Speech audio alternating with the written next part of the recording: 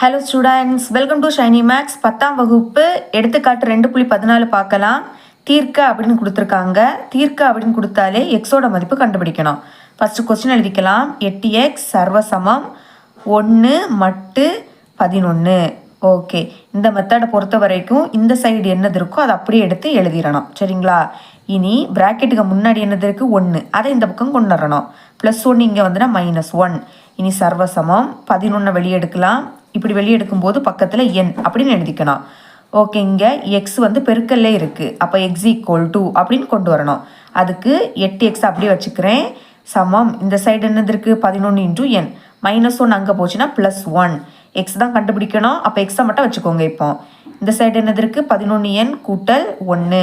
8 பெருக்கல்ல இருக்குது, அங்கே போச்சுன்னா வகுத்தில் மாறிடும். அப்போ டிவைடருக்கு கீழே 8ன்னு எழுதிருங்க. இப்போ இதுதான் நம்மளுக்கு ரொம்பவே முக்கியமானது. அதாவது எண்ணிற்குடைய பிளேஸில் எந்த மதிப்பு பிரதியிட்டா மேலே கிடைக்கக்கூடிய ஆன்சர் 8ஆம் வாய்ப்பாடில் வருதுன்னு பார்க்கணும். 8ஆம் வாய்ப்பாடில் வந்தால் தான் அது 8ஆல் வகுப்படும். சரிங்களா? ஓகே, இப்போ நான் 1 பிரதியிட்டா 11 1 பெருக்குனா 11. 11க்கு கூட 1 கூட்டினா 12. 12 8ஆம் வாய்ப்பாடில் வராது. இனி 2 பிரதியிட்டா 11 2 பெருக்குனா 22. 22க்கு கூட 1 கூட்டினா 23. அதுவும் வராது. 3 பிரதியிட்டா 33, கூட 1னா 34. அதுவும் வராது. 4 பிரதியிட்டா 44. 44க்கு கூட 1 கூட்டினா 45. அதுவும் வராது. 5 பிரதியிட்டா 55. 55க்கு கூட 1 கூட்டினா 56. அது 8ஆம் வாய்ப்பாடில் வரும். அப்போ எண்ணுக்கு பதில் 5 அப்படின்னு பிரதியிட போகிறேன். எழுதிக்கலாம். x = 11. என்னோட பிளேஸில் 5 கூட்டல் 1. கீழே என்னது இருக்குது? 8 இருக்குது. சரிங்களா? இப்போ 11ஐயும் 5ஐயும் பெருக்குன்னா 55 கூட்டல் 1 கீழே 8.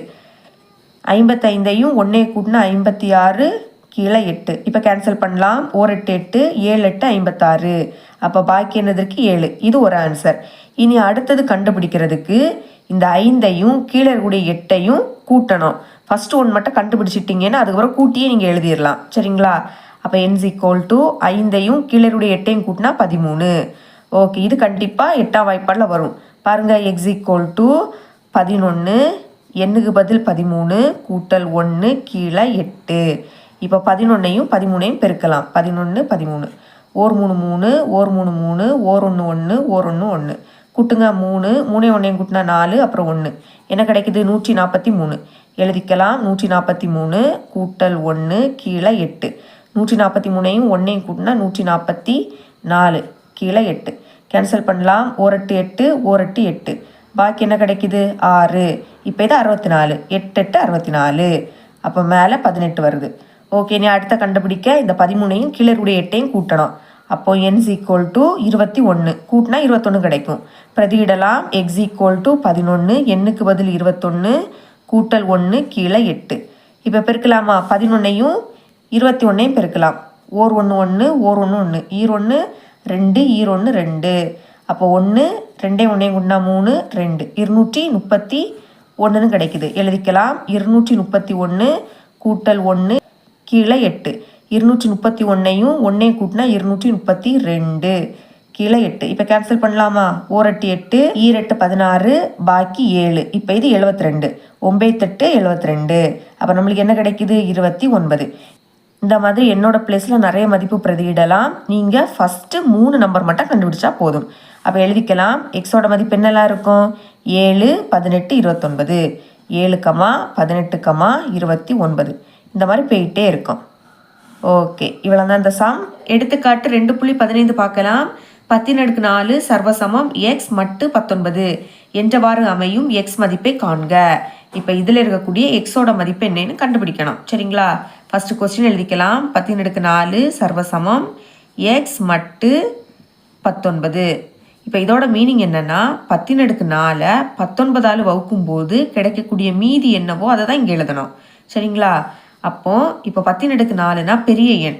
அதனால் 10⁻4 எப்படி எழுத போகிறேன்னா 10² அதோட அடுக்கில் ஸ்கொயர். இப்போ பாருங்கள், ஈ2 4. அப்போ 10⁻4 நான் இந்த மாதிரி எழுதிக்கலாம். முதல் 10² நான் சால்வ் பண்ண போகிறேன். அதுக்கு பிறகு அதோட அடுக்கில் 2ன்னு எழுதிக்கலாம்.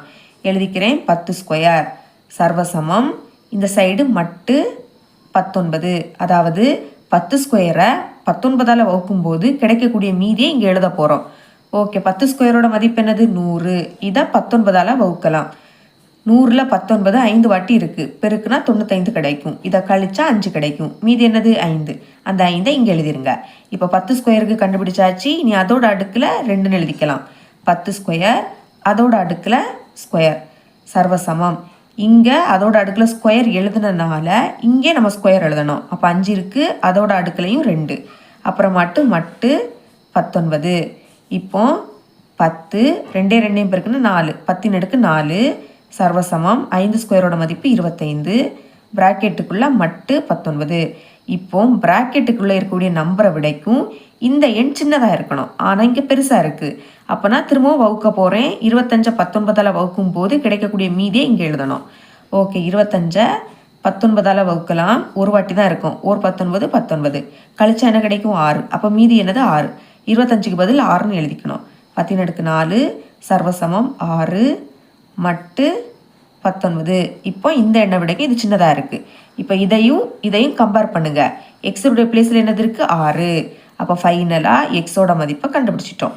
இவ்வளோ தான் இந்த சம். எடுத்துக்காட்டு 2.16 பார்க்கலாம். 3x சர்வசமம் 1 மட்டு 15 என்ற சமன்பாட்டிற்கு எத்தனை முழு எண் தீர்வுகள் உள்ளன என காண்க. தீர்வுனால எக்ஸோட மதிப்பு கண்டுபிடிக்கணும். இங்கே வந்து முழு எண் அப்படின்னு கேட்டிருக்கனால புள்ளி வச்ச மதிப்பும் மைனஸ் மதிப்பும் வரக்கூடாது. சரிங்களா? ஓகே, ஃபஸ்ட்டு இதை அப்படியே எடுத்து எழுதிக்கலாம். 3x சர்வசமம் 1 மட்டு 15. இப்போது இந்த மெத்தடை பொறுத்த வரைக்கும் இந்த சைடில் இருக்கிறது அப்படியே எழுதிடணும். இனி ப்ராக்கெட்டு முன்னாடி என்னது இருக்குது 1, அதை இங்கே கொண்டு வந்துடுங்க. +1 இங்கே வந்துன்னா -1. இனி சர்வசமம் 15 வெளியே எடுக்கலாம். அப்போ பக்கத்தில் என்னன்னு எழுதிக்கணும். இங்கே எக்ஸ் வந்து பெருக்கல்ல இருக்குது. அப்போ x = அப்படின்னு கொண்டு வரணும். அதுக்காக 3x இங்கே வச்சுக்கலாம். இனி சமம் இந்த சைடு என்னது இருக்குது 15n. -1 அங்கே போச்சுன்னா +1. எக்ஸ் தான் கண்டுபிடிக்கணும். அப்போ எக்ஸை மட்டும் வச்சுக்கோங்க. இந்த சைடு 15 × n கூட்டல் 1. இந்த 3 பெருக்கல்ல இருக்குது, அங்கே போச்சுன்னா வகுத்தெல்லாம் மாறிடும். அப்போ டிவைடருக்கு கீழே 3ன்னு எழுதிருங்க. இப்போது 15 வந்து 3ஆம் வாய்ப்பாடில் வரும். அப்போ நான் வந்து தனித்தனியாக பிரித்து எழுதிக்க போகிறேன். 15n டிவைடருக்கு கீழே 3. அடுத்த நடுவில் கூட்டல் 1 டிவைடருக்கு கீழே 3. அதாவது இந்த 3 ரெண்டுக்குமே பொது. அதனால் இப்படி பிரித்து எழுதிக்கிட்டேன். இப்போ கேன்சல் பண்ணலாம். 1 3 3 I 3 15. இதை கேன்சல் பண்ண முடியாது, அதனால் அப்படியே வச்சுக்கலாம். அப்போ எப்படி எழுதலாம்? இங்கே பாக்கி 5 × n இருக்குது கூட்டல் 1/3. இப்போது 5 × n இது முழு எண். சரிங்களா? எண்ணுக்கு பதில் எதை பிரதியிட்டாலும் முழு எண் கிடைக்கும். ஆனால் 1/3 இது பின்னமாக இருக்குது. 1 3ஆல் வகுக்கும் போது நம்மளுக்கு புள்ளி வச்ச மதிப்பு கிடைக்கும். இனி புள்ளி வச்ச மதிப்பு கூட முழு எண்ணை கூட்டுனா நம்மளுக்கு ஆன்சரும் புள்ளி வச்ச மதிப்பு தான் கிடைக்கும். அப்போ இதுக்கு முழு எண் தீர்வே கிடையாது. அப்போது இந்த மாதிரி எழுதிருங்க.